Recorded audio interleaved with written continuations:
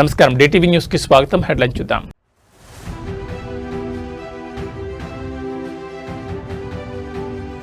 కార్యకర్తల పేదవాడి గూడు. తెలుగుదేశం ఆవిర్భావ దినోత్సవ శుభాకాంక్షలు తెలిపిన అధినేత.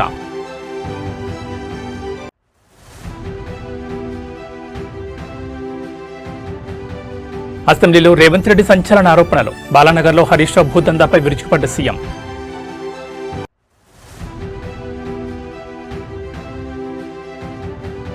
బీఆర్ఎస్ ప్రభుత్వం హయాం భూకుంభకోణం జరిగింది. అసెంబ్లీలో నాయన్ రాజేందర్ రెడ్డి వర్సెస్ బీఆర్ఎస్.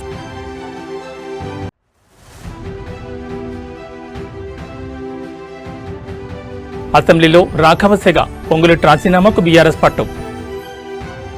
ఇక డీటెయిల్స్ చూస్తే ఈరోజు తెలుగుదేశం పార్టీ 44వ ఆవిర్భావ దినోత్సవం. ఈ సందర్భంగా పార్టీ అధినేత సీఎం చంద్రబాబు నాయుడు పార్టీ కార్యకర్తలకు, తెలుగు ప్రజలకు హృదయపూర్వక శుభాకాంక్షలు తెలిపారు. ఈ సందర్భంగా ఎక్స్ వేదికగా స్పందించిన ఆయన ఆసక్తికరమైన ట్వీట్ చేశారు. అందులో యుగపురుషుడు నందమూరి తారక రామారావు స్థాపించిన ఈ పార్టీ తెలుగు జాతి ఆకాంక్షలకు నిలువుటద్దమని ఆయన కొనియాడారు. ఎన్టీఆర్ ఆశయాలకు అనుగుణంగా పేదవాడికి గూడు, ఆహారం అందించే సిద్ధాంతానికి తాము కట్టుబడి ఉన్నామని స్పష్టం చేశారు. తెలుగుదేశం పార్టీ కేవలం ఒక రాజకీయ పార్టీ మాత్రమే కాదు, అది కార్యకర్తల సొంత ఇల్లు అని చంద్రబాబు పేర్కొన్నారు. ఆవిర్భావ దినోత్సవం తమకు ఒక కుటుంబ పండుగ వంటిదని, ఈ పండుగ వేళ ప్రతి కార్యకర్తకు తన వ్యక్తిగత శుభాకాంక్షలు తెలియజేస్తున్నట్లు ఆయన సోషల్ మీడియా వేదికగా వెల్లడించారు. ఈ సందర్భంగా ఎన్టీఆర్ ఆశయ సాధనలో భాగస్వామ్యం కావాలని పార్టీ శ్రేణులకు పిలుపునిచ్చారు.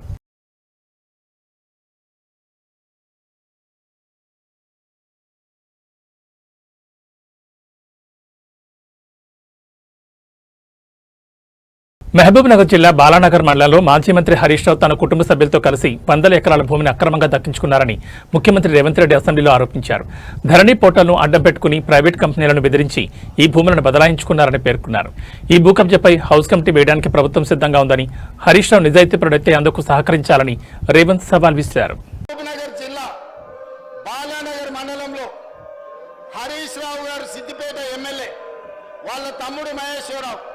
వాళ్ళ మామ హనుమంతరావు గారు, వాళ్ళ బావమర్ది సుమన్ రావు గారు ఒక ప్రైవేట్ కంపెనీని బెదిరించి 100 ఎకరాల భూమిని ధరణి నాటం పెట్టుకొని బదలాయించుకున్నారు. దీని మీద హౌస్ కమిటీ వేయడానికి మేము సిద్ధంగా ఉన్నాము. హరీష్ రావు గారు నిజాయితీ పరుడని మన కేటీఆర్ గారు నమ్మితే, హరీష్ రావు గారు నిజాయితీ పరుడని వెంకటరమణారెడ్డి గారు నమ్మితే ఈ హౌస్ కమిటీకి ఒప్పుకొని సహకరించాల్సిందిగా తమ ద్వారా వారికి విజ్ఞప్తి చేస్తున్నారు. తెలంగాణ రాజకీయాల్లో భూ కబ్జాల సెగ రేగుతోంది. గత బీఆర్ఎస్ ప్రభుత్వ హయాంలో భారీ స్థాయిలో భూ కుంభకోణం జరిగిందంటూ కాంగ్రెస్ ఎమ్మెల్యే నాయన్ రాజేందర్ రెడ్డి సంచలన ఆరోపణ చేశారు. సుమారు 200 కోట్ల రూపాయల విలువైన ప్రభుత్వ భూములను అక్రమంగా కబ్జా చేస్తారని ఆయన ధ్వజమెత్తారు. కేవలం ఆరోపణలే కాదు, ఈ అక్రమాలకు సంబంధించి తన వద్ద ఆర్టీఐ ద్వారా సేకరించిన పక్కా ఆధారాలున్నాయని నాయన్ స్పష్టం చేశారు. ఒకవేళ తాను చేసిన ఆరోపణలు నిరూపించుకోలేకపోతే 24 గంటల్లోగా తన ఎమ్మెల్యే పదవికి రాజీనామా చేస్తానంటూ నాయని విసిరిన సవాల్ ఇప్పుడు రాష్ట్ర వ్యాప్తంగా చర్చనీయాంశమైంది. ఈ భారీ భూ కుంభకోణం వెనుక ఉన్న అసలు సూత్రధారులను బయటకు తీసుకురావాలని, ఇందుకోసం తక్షణమే హౌస్ కమిటీ లేదా సిఐడితో సమగ్ర విచారణ జరిపించాలని ఆయన రాష్ట్ర ప్రభుత్వాన్ని డిమాండ్ చేశారు.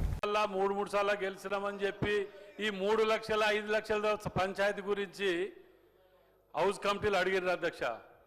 కానీ నేను వచ్చిన కొత్తలకెళ్ళి 200 కోట్ల ప్రాపర్టీ సిటీ సెంటర్ల టీఆర్ఎస్ కార్యాలయాలకు కబ్జాలు పెట్టిండ్రు. ఇన్ఫర్మేషన్ యాక్ట్ ప్రకారం పట్టుకొచ్చి నేను నోరు నెత్తిన కొట్టుకొని మీడియాలో అసెంబ్లీలో మొత్తుకుంటే ఎందుకు దీని మీద ఇది జరగట్లేదు అధ్యక్ష? ఇవాళ వీళ్ళది కనుక ఇది నేను ప్రూవ్ చేయకపోతే అధ్యక్ష 24 గంటల్లో నా ఎమ్మెల్యే సభ్యత్వానికి రాజీనామా చేస్తా అధ్యక్ష. ఇవాళ హరీష్ రావు గారు, కేటీఆర్ గారు రాజీనామా చేస్తారా? నేను ఇప్పుడు ఖైదవు రాసిస్తా అధ్యక్ష. ఇంతగానం మొత్తుకుంటుంటే కోట్లు దించుకొని దొంగ అంటుంటే మరి కార్యకర్తలు ఏమి బాధపడుతున్నారు అధ్యక్ష? ఎందుకు వాళ్ళని జైల్లో పెడతలేరు? ఇన్ని పాపాలు చేస్తే అని కాంగ్రెస్ కార్యకర్తలు నోరు కొట్టుకుంటున్నారు అధ్యక్ష. పాపం పోని కక్ష సాధింపు చర్యొద్దా అని ముఖ్యమంత్రి గారు అనటం వల్ల ఇవాళ ఈ దొంగల ముఠాలు దేశం మీద దాడి చేస్తున్నారు అధ్యక్ష. ఇవాళ 5 లక్షలు ఎక్కడ, 200 కోట్ల ప్రాపర్టీలు ఎక్కడ అధ్యక్ష? నేను ఇప్పుడు రాజీనామా లెటర్ పంపిస్తున్నా అధ్యక్ష. వాళ్ళని పంపించమని చెప్పండి, నేను కనుక స్పీకర్ గారికే పంపిస్తాను డైరెక్ట్. ఇది ప్రూవ్ చేయకపోతే 200 కోట్ల ప్రాపర్టీ టీఆర్ఎస్ ఆఫీసులో వసూలు చేసి కబ్జా పెట్టుకోవాలి అధ్యక్ష. గవర్నమెంట్ హ్యాండ్ ఓవర్ చేసుకోవాలని నేను ముఖ్యమంత్రి గారిని దీని మీద కూడా హౌస్ కమిటీ వేయాలి, సిఐడి విచారణ చేయాలని చెప్పి డిమాండ్ చేస్తున్నా అధ్యక్ష. నేను గెలిచిన కాడికెళ్ళి గెలవక ముందుకెళ్ళి మొత్తుకుంటున్నా అధ్యక్ష. ఒక్కరు పట్టించుకోవట్లేదు దీని మీద. దయచేసి ముఖ్యమంత్రి గారు దీని మీద హౌస్ కమిటీ కానివ్వండి, సిఐడి విచారణ కానీ వేయండి అధ్యక్ష. ఎందుకంటే ఇది ఒక్కటే కాదు అధ్యక్ష, నేను 100 ఉన్నాయి ఇన్ఫర్మేషన్ యాక్ట్ ప్రకారమే నేను కాయిదాలు లేకుండా మాట్లాడట్లే. 5 లక్షల రూపాయల కాయిదం పట్టుకొని ఒక మంత్రిని టార్గెట్ చేసి మాట్లాడుతున్నారే, మరి దీనికి ఎవరు జవాబు చెప్పాలి అధ్యక్ష? దయచేసి నా రాజీనామా లెటర్ పంపిస్తున్న అధ్యక్ష. వాళ్ళకు నిజంగా దమ్ము ధైర్యం ఉంటే పంపించమనండి. ఇది ప్రూవ్ చేసాకనే యాక్సెప్ట్ చేయండి. తెలంగాణ అసెంబ్లీలో భూముల వ్యవహారంపై చర్చ సందర్భంగా మాజీ మంత్రి కేటీఆర్ పై ఖైరతాబాద్ ఎమ్మెల్యే దానం నాగేంద్ర సంచలన ఆరోపణలు చేశారు. తన తండ్రి కష్టపడి సంపాదించిన సొంత భూమిని కేటీఆర్ అక్రమంగా ప్రైవేట్ కంపెనీ కట్టబెట్టారని ఆయన మండిపడ్డారు. గత ప్రభుత్వ హయాంలో భయం వల్ల మౌనంగా ఉన్నామని, ఈ కబ్జాపై సమగ్ర విచారణ కోసం హౌస్ కమిటీ వేయాలని దానం డిమాండ్ చేశారు. దీనికి సంబంధించిన ఆధారాలను సభ ముందు ఉంచుతానని ఆయన స్పష్టం చేశారు. సొంత భూమిని కేటీఆర్ గారు ఒక కంపెనీకి హ్యాండ్ ఓవర్ చేశాడు. నేను కావాలంటే రికార్డ్ మీకు ఇక్కడ సబ్మిట్ చేస్తాను. నా సొంత భూమిని కేటీఆర్ గారు ఒక కంపెనీకి ఇస్తారు అధ్యక్ష. నేను కావాలంటే నేను ఇస్తాను, రికార్డు తీసుకొచ్చి మీ ముందు పెడతాను. చెప్పుకోలేకపోయినాం అధ్యక్ష, నోరు లేక నోరు బంద్ చేసుకొని కూర్చున్నాం. మేము హైదరాబాద్లో పుట్టి పెరిగి మేము నోరు బంద్ చేసుకొని కూర్చున్నాం ధైర్యం పరిస్థితి వచ్చింది అధ్యక్ష. మేము ఎవరు చెప్పుకోవాలి మా బాధలు? ఏంటి మీరు హౌస్ కమిటీ? ఇది అందరి సభ్యుల డిమాండ్ అధ్యక్ష. మీరు డిమాండ్ మేము కూడా డిమాండ్ చేస్తున్నాం. చీఫ్ మినిస్టర్ గారు దాని మీద మేము కూడా డిమాండ్ చేస్తున్నాం. ఏంటి మీరు హౌస్ కమిటీ? మేము ఎంత నష్టమైనా మాకు తెలుసు అధ్యక్ష. మా కుటుంబ సభ్యులది ప్రాపర్టీ, హార్డ్ ఎర్నింగ్ మనీ, మా ఫాదర్ కష్టపడి సంపాదించిన ప్రాపర్టీ పోయింది మాది. పాలకుర్తి ఎమ్మెల్యే ఎస్ఎస్ని రెడ్డి అసెంబ్లీలో బీఆర్ఎస్ సభ్యుల ప్రవర్తనపై తీవ్ర అసహనం వ్యక్తం చేశారు. సభలో కొత్త సభ్యులకు ఎలాంటి సంస్కృతిని నేర్పిస్తున్నారని ఆయన ప్రశ్నించారు. బీఆర్ఎస్ సభ్యుల అనుచిత ప్రవర్తన వల్ల సభా సమయం వృధా అవుతోందని మండిపడ్డారు. తండ్రి సమానులైన సీనియర్ నేత కడియం శ్రీహరిని అవమానించిన పాడి కౌశిక్ రెడ్డిని వెంటనే సస్పెండ్ చేయాలని డిమాండ్ చేశారు. సభను నిబంధనల ప్రకారం ఆర్డర్లు పెట్టాలని ఆమె స్పీకర్కు విజ్ఞప్తి చేశారు.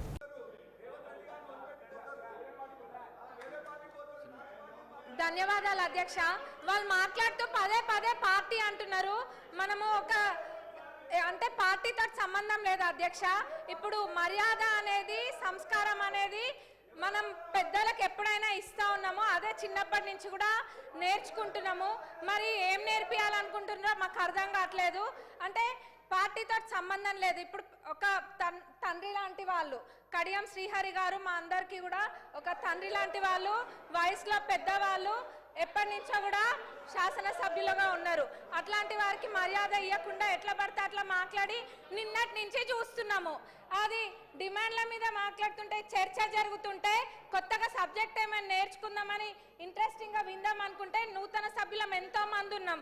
సభా సమయాన్ని కూడా వృధా చేస్తున్నారు. ఎంక్వైరీ అన్నారు, పర్సనల్గా టార్గెట్ చేసి మంత్రి గారిని మాట్లాడుతున్నారు. వాళ్ళకి ఏదైనా వేరే అజెండా ఉంటే బయట చూసుకోవాలి. మరి ఇప్పుడు సభలో మేము నేర్చుకోవాల్సింది రాజకీయ పార్టీల గురించి చేయాలా, లేకపోతే ప్రజలకు కావాల్సిన సమస్యల గురించి మాట్లాడాలా? మరి ఇప్పుడు నూతన సభ్యులకి వీళ్ళు నేర్పించే సాంప్రదాయం ఇదేనా? దీన్నే క్యారీ ఫార్వర్డ్ చేయాలా? ఎంక్వైరీ చేస్తానని మా ముఖ్యమంత్రి గారు నిన్ననే చెప్పిండ్రు. అంటే వాళ్ళ ఉద్దేశం ఏంది? ఎంక్వైరీ చెయ్యాలనా చెయ్యొద్దనా? అంటే మేము చెయ్యరేమో అని అనుకొని అంటే వీళ్ళు చేస్తుండని కడుపు మంటనా? వాళ్ళకి ఏం అర్థం కావట్లే అధ్యక్ష. మరి వాళ్ళకి ఉద్దేశం ఏందన్నది అందరికి ప్రజలందరూ చూస్తుండ్రు, అందరికి కూడా అర్థమవుతుంది. గత 10 సంవత్సరాలలో ఏమేమైతే జరిగినాయో వాటిపైన కూడా ఎంక్వైరీ చేయాలి. ఎందుకంటే ప్రజల సొమ్మును లూటీ చేసింది ఎవరు అన్నది అందరికీ తెలియాలి. ప్రజలందరూ కూడా కోరుకుంటున్నారు. మరి దౌర్జన్య పాలన వాళ్ళదైతే ప్రజాపాలన ఈ ప్రభుత్వం చేస్తుంది. అంత ఫెయిర్గా నిన్న మా ముఖ్యమంత్రి గారు చెప్పిండ్రు ఎంక్వైరీ చేస్తాని. మరి ఎందుకు ఇట్లా సమయం వృధా చేస్తుండ్రు? అంటే ఎవరి గురించి చర్చలు జరగద్దా? వాళ్ళ పార్టీ గురించి ఒక్కదాని గురించి చర్చ జరగాల? వాళ్ళు గెలవలేదన్న ఫ్రస్ట్రేషన్లో వాళ్ళు ఉంటే ఇంకా వేరే ఎవరు ఏం మాట్లాడద్దా? బీజేపీ వాళ్ళు మాట్లాడద్దా? ఎంఐఎం వాళ్ళు మాట్లాడద్దా? సిపిఐ వాళ్ళు మాట్లాడద్దా? మేము అసలు విని ఏమైనా మాట్లాడదాం అనుకుంటే కొద్ది గొప్ప ఇంత కొంత నేర్చుకుంటే ఆ ఉన్నదంతా కూడా ఎగరగొట్టేటట్టు ఉన్నారు వాళ్ళు. నూతన సభ్యులకైతే మొత్తం ఇది ఉంది. మరి వీళ్ళు ఇట్లా సభా సమయాన్ని వృధా చేయడం అస్సలు బాలేదు అధ్యక్ష. మరి ఎంక్వైరీ చేస్తాక ఇది చేయడము చిన్నపిల్లల ఆట లెక్క ఉంది. ఇదంతా కూడా ప్రజలు గమనిస్తున్నారు. ధన్యవాదాలు అధ్యక్ష. మీరు సభను ఆర్డర్లో పెట్టండి. ఇవాళ ఉదయం తెలంగాణ అసెంబ్లీ ప్రారంభంగా కొద్దిసేపటికే సభలో గందరగోళం నెలకొంది. రాఘవన్ కన్స్ట్రక్షన్స్ వ్యవహారంపై హౌస్ కమిటీ వేసి విచారణ చేయించాలని బీఆర్ఎస్ నేతలు డిమాండ్ చేశారు. ఇందులో భాగమైన మంత్రి పొంగులేటి శ్రీనివాస్ను బర్తరఫ్ చేయాలని డిమాండ్ చేశారు. బీఆర్ఎస్ నేతల నినాదాల మధ్య సభలో మంత్రులు 2 బిల్లులను ప్రవేశపెట్టగా వాటిలో న్యాయవాదుల రక్షణ బిల్లుకు ఆమోదం తెలిపారు. అనంతరం బీఆర్ఎస్ నేతలు స్పీకర్ పోడియం వద్దకు వెళ్లేందుకు ప్రయత్నించగా హరీష్ రావు ఇతర సభ్యులను మార్షల్స్ అడ్డుకున్నారు. వారిని నిరసనల మధ్య పంచాయతీరాజ్ చట్ట సవరణ బిల్లుకు కూడా అసెంబ్లీ ఆమోదం తెలిపింది. ప్రభుత్వం ప్రవేశపెట్టిన బిల్లులపై ఎలాంటి చర్చ లేకుండా ఆమోదించడంపై బీఆర్ఎస్ నేతలు ఫైర్ అయ్యారు. ప్రభుత్వ వ్యతిరేక నినాదాలు చేశారు. కాగా ఈ రాఘవన్ కన్స్ట్రక్షన్స్ విషయంలో సిఐడి విచారణకు ఆదేశించిన తర్వాత కమిటీ ఎందుకు వేయాలి అని స్పీకర్ గడ్డం ప్రసాద్ ప్రశ్నించారు. ఇక రాఘవ కన్స్ట్రక్షన్స్ వ్యవహారంపై హౌస్ కమిటీ వేయాలని డిమాండ్ చేస్తూ బీఆర్ఎస్ సభ్యులు గన్ పార్క్ వద్ద ఆందోళన చేపట్టేందుకు సిద్ధమయ్యారు. సభాసంఘం వేయాలి లేదా సిట్టింగ్ జడ్జితో విచారణ జరపాలని డిమాండ్ చేస్తున్నారు. గన్ పార్క్ వద్ద బీఆర్ఎస్ వర్కింగ్ ప్రెసిడెంట్ కేటీఆర్ మీడియాతో మాట్లాడుతూ రాఘవ కన్స్ట్రక్షన్ తప్పు చేయకపోతే విచారణకు భయమెందుకని ప్రశ్నించారు. మంత్రి పొంగులేటి అవినీతి సంపాదనలో సీఎం కూడా భాగముందని, అందుకే ఆ సంస్థపై ఎలాంటి చర్యలు తీసుకోవడం లేదని విమర్శించారు. మంత్రి పొంగులేటి శ్రీనివాస్ను బర్తరఫ్ చేయాలని గవర్నర్ను కలిసి విన్నవిస్తామని తెలిపారు.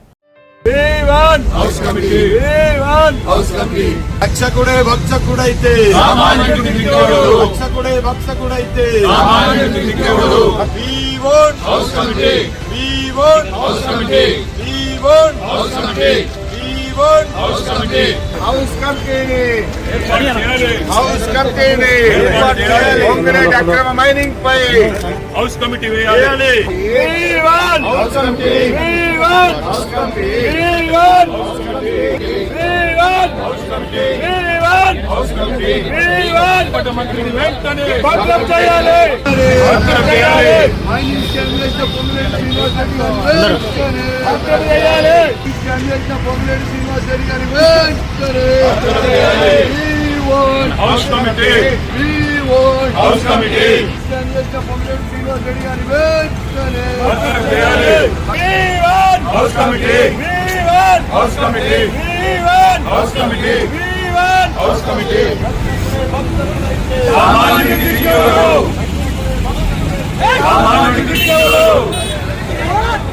సామాన్యుడికి దిక్కెవరు?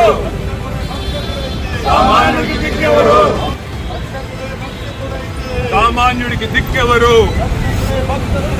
సామాన్యుడికి దిక్కెవరు?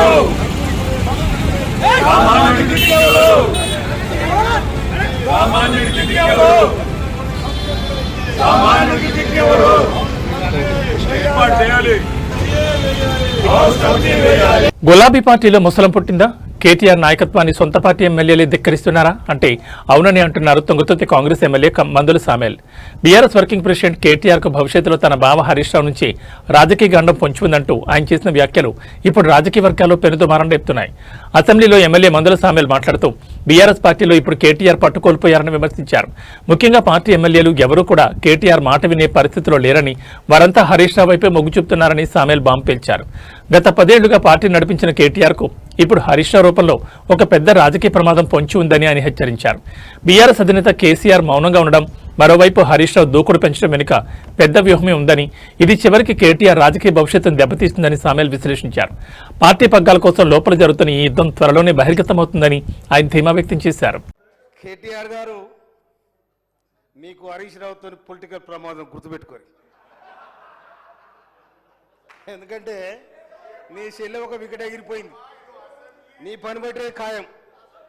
ఎందుకంటే మీరు పోటీపడి దోసుకున్న రాష్ట్రాన్ని. మీ అందరికంటే ఎక్కువ హరీష్ రావు దగ్గరనే పైసలు ఉన్నాయి, అందరికంటే ఎక్కువ హరీష్ రావు దగ్గరనే పైసలు ఉన్నాయి. ఇక్కడ ఉన్న ఎమ్మెల్యేలు కేటీఆర్ గారు మీ మాట ఎవరు చెప్పండి, ఆడ ఉన్న ఎమ్మెల్యేలు ఎవరెవరు మీ మాట ఇటరో చెప్పండి. హరీష్ రావు మాట వింటారు. రేపు నేను ముంచేది ఖాయం, గుర్తుపెట్టుకోండి. ఎందుకంటే 2001 నుంచి చూస్తున్నాను. చెప్తాయినా మీరు గౌరవ కేసీఆర్ గారి మీద ఇట్లా కత్తులు కోలాడ ఆడుతాం బిడ్డ. కబర్దార్. ఏమనుకుంటున్నావు? మా పరికత్తులు లేసేనుకో నీ గడికి ఏమైనా కడతామని చెప్తామని చెప్తున్నా. ఎవరు బెదిరిస్తున్నావు? అందుకోసమనే దళితులంటే గిరిజనులంటే లెక్కలేని తన మీద మీరుంటే మీ గడిలో దొర్ర రోజుకు వస్తారు కూడా తెలుస్తారు. నేను అందుకోసమనే ఇమ్మీడియట్లీ అధ్యక్ష వాళ్ళు కడియం సిఆర్ గారికి బేజప్తా క్షమాపణ చెప్పాలని డిమాండ్ చేస్తా ఉన్నా నేను. ఇవాళ ఇంకొక మాట, ఇవాళ కాళేశ్వరం కట్టినాడు. తమిళనాడు ఎన్నికల వేడి పతాక స్థాయికి చేరుకుంటోంది. పోలింగ్ గడువు సమీపిస్తున్న కొద్దీ అక్కడి వాతావరణం వేడెక్కుతోంది. సీట్లు నియోజకవర్గాల పంపకాల్లో ఆయా పార్టీల అగ్రనేతలు తీరిక లేకుండా గడుపుతున్నారు. డీఎంకే అన్నా డీఎంకే టీవీకే ఈ ఎన్నికలను ప్రతిష్టాత్మకంగా తీసుకున్నాయి. గెలిచితేరాలనే పట్టుదలతో ఉన్నాయి. దీనికి అనుగుణంగా వ్యూహ ప్రతివ్యూహాలను రూపొందించుకుంటున్నాయి. ఏప్రిల్ 9వ తేదీన కేరళ, అదే నెల 23వ తేదీన తమిళనాడు అసెంబ్లీకి ఎన్నికలు జరగనున్నాయి. ఒకే దశలో ఇవి ముగుస్తాయి. మే 4వ తేదీన ఓట్లను లెక్కిస్తారు. ఈ వివరాలను కేంద్ర ఎన్నికల కమిషన్ ప్రకటించింది. ఎన్నికలు ఎదుర్కొంటున్న 4 రాష్ట్రాల్లో పశ్చిమ బెంగాల్ కూడా ఉంది. ఈ రాష్ట్రంతో పాటు తమిళనాడు, కేరళ, అస్సాం, కేంద్రపాలిత ప్రాంతం పుదుచ్చేరి ఉన్నాయి. ఈ పరిణామాల మధ్య తమిళ వెట్రి కజగం అధినేత విజయ్ పార్టీ అభ్యర్థుల తొలి జాబితాను విడుదల చేస్తారు. ఆయన స్వయంగా ఈ ఎన్నికల్లో పోటీ చేయనున్నారు. 2 నియోజకవర్గాల నుంచి బరిలో దిగనున్నారు. ఇదివరకే వార్తలు వచ్చినట్లుగా పెరంబూర్ స్థానం నుంచి విజయ్ బరిలో దిగారు. అదే సమయంలో మరో నియోజకవర్గాన్ని కూడా ఎంచుకున్నారు. తిరుచి ఈస్ట్ నుంచి కూడా ఆయన రేసులో నిల్చున్నారు. పెరంబూర్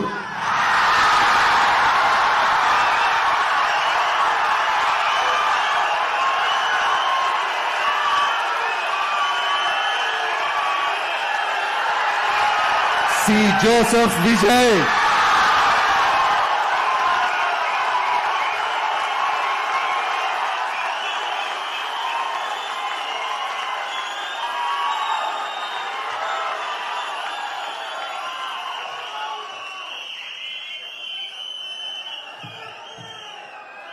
తిరుచి కిഴക്ക്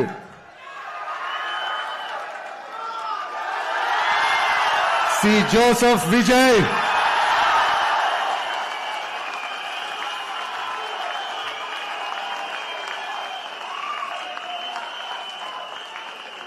భాగ్యనగరంలో కల్తీ దందా కోరలు చేస్తోంది. సామాన్య ప్రజల ఆరోగ్యాన్ని పణంగా పెట్టి కాతుల కోసం కక్కుర్తి పడుతున్న కేటుగాళ్ల గుట్టును గోల్కొండ టాస్క్ ఫోర్స్ పోలీసులు రట్టు చేశారు. తాజాగా గోషామహల్ పరిధిలో జరిగిన దాడుల్లో విస్తుపోయే నిజాలు వెలుగులోకి వచ్చాయి. నిబంధనలకు పాత్ర వేస్తూ కనీస పరిశుభ్రత పాటించకుండా మాంసం విక్రయాలు సాగిస్తున్న ఒక దుకాణంపై పోలీసులు మెరుపుదాడులు నిర్వహించారు. ఈ సోదాల్లో పాడైపోయిన కొళ్లు వాసన వస్తున్న మటన్ను విక్రయిస్తున్నట్టు గుర్తించారు. మరీ ముఖ్యంగా ఉత్తరప్రదేశ్ రాష్ట్రం నుంచి మేకలు, గొర్రెల తలలు, కాళ్లను భారీగా దిగుమతి చేసుకుని వాటిని ఏమాత్రం శుభ్రత లేని ప్రదేశాల్లో నిల్వ ఉంచుతున్నట్లు పోలీసులు నిర్ధారించారు. నిందితుడు ఎటువంటి అనుమతులు లేకుండా నిబంధనలను బేఖాతరు చేస్తూ ఈ దందాను కొనసాగిస్తున్నాడు. ఈ కుళ్ళిన మాంసం హోటళ్లకు వెళుతోందా లేక నేరుగా ప్రజలకు విక్రయిస్తున్నారా అనే కోణంలో పోలీసులు విచారణ వేగవంతం చేశారు. ప్రస్తుతానికి నిర్వాహకులను అదుపులోకి తీసుకున్న పోలీసులు స్వాధీనం చేసుకున్న మాంసాన్ని పరీక్షల నిమిత్తం ల్యాబ్కు పంపించారు.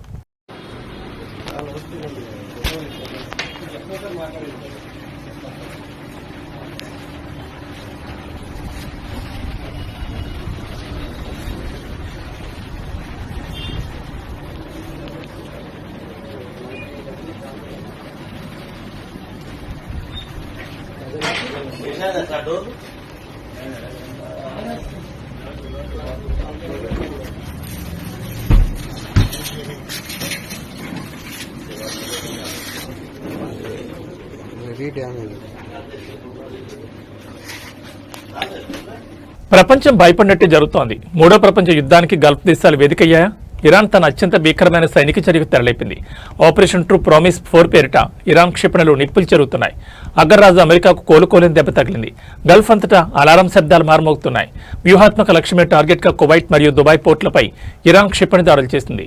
కేవలం క్షిపణులే కాదు, దుబాయ్లోని అమెరికా డ్రోన్ యూనిట్లపై ఇరాన్ ఆత్మాహుతి డ్రోన్లతో విరుచుకుపడింది. ఈ దాడుల్లో అమెరికాకు చెందిన డ్రోన్ కంట్రోల్ సెంటర్లు పూర్తిగా ధ్వంసమయ్యాయి.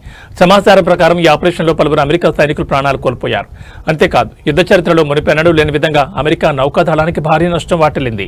ఇరాన్ ప్రయోగించిన అధునాతన క్రూయిజ్ క్షిపణుల దాటికి సముద్రంలో ఉన్న 3 అమెరికా యుద్ధ నౌకలు జలసమాధయ్యాయి. 3 భారీ నౌకలు సముద్రంలో మునిగిపోవడంతో అమెరికా రక్షణ శాఖ ఒక్కసారిగా షాకు గురైంది.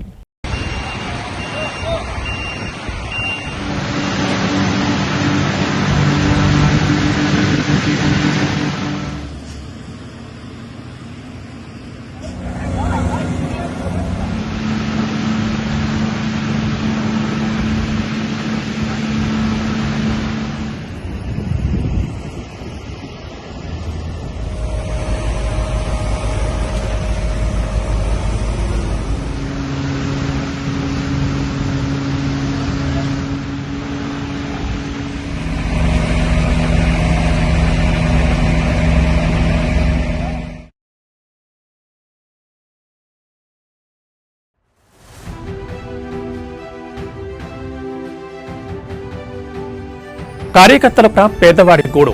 తెలుగుదేశం ఆవిర్భావ దినోత్సవ శుభాకాంక్షలు తెలిపిన అధినేత.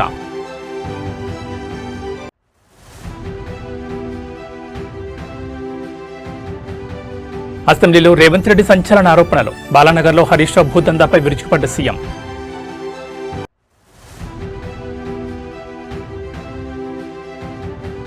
బీఆర్ఎస్ ప్రభుత్వం హయాం భూకుంభకోణం జరిగింది. అసెంబ్లీలో నాయన్ రాజేందర్ రెడ్డి వర్సెస్ బీఆర్ఎస్.